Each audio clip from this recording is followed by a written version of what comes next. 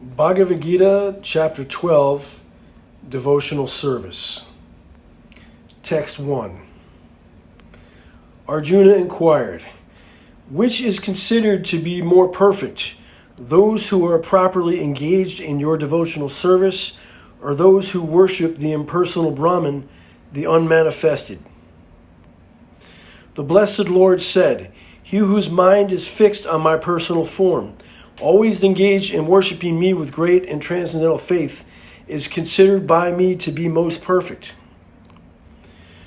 But those who fully worship the unmanifested, that which lies beyond the perception of the senses, the all-pervading, inconceivable, fixed, and immovable, the impersonal conception of the absolute truth, by controlling the various senses and being equally disposed to everyone, such persons engaged in the welfare of all at last achieve me.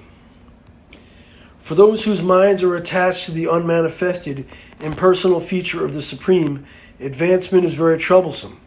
To make progress in that discipline is always difficult for those who are embodied. For one who worships me, giving up all his activities unto me, and being devoted to me without deviation, engaged in devotional service, and always meditating upon me, who has fixed his mind upon me, O son of Pritha, for him I am the swift deliverer from the ocean of birth and death. Just fix your mind on me, the Supreme Personality of Godhead, and engage all your intelligence in me. Thus you will live in me always without a doubt. My dear Arjuna, or winner of wealth, if you cannot fix your mind upon me without deviation, then follow the regulated principles of Bhakti Yoga. In this way, you will develop a desire to attain me. If you cannot practice the regulations of Bhakti Yoga, then just try to work for me, because by working for me, you will come to the perfect stage. If, however, you are unable to work in this consciousness, then try to act giving up all results of your work and try to be self-situated. If you cannot take to this practice, then engage yourself in the cultivation of knowledge.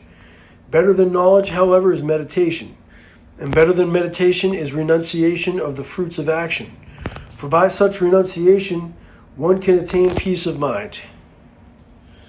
One who is not envious, but who is a kind friend to all living entities, who does not think himself a proprietor, who is free from false ego and equal both in happiness and distress, who is always satisfied and engaged in devotional service with determination, and whose mind and intelligence are in agreement with me, he is very dear to me.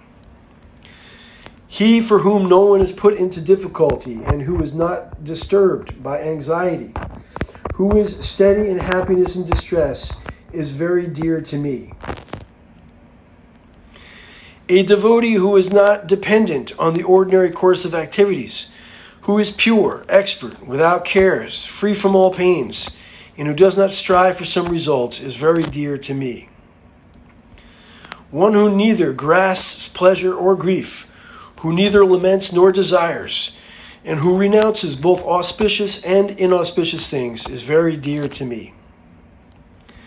One who is equal to friends and enemies, who is equiposed in honor and dishonor, heat and cold, happiness and distress, fame and infamy, who is always free from contamination, always silent and satisfied with anything, who doesn't care for any residence, who is fixed in knowledge and engaged in devotional service, is very dear to me.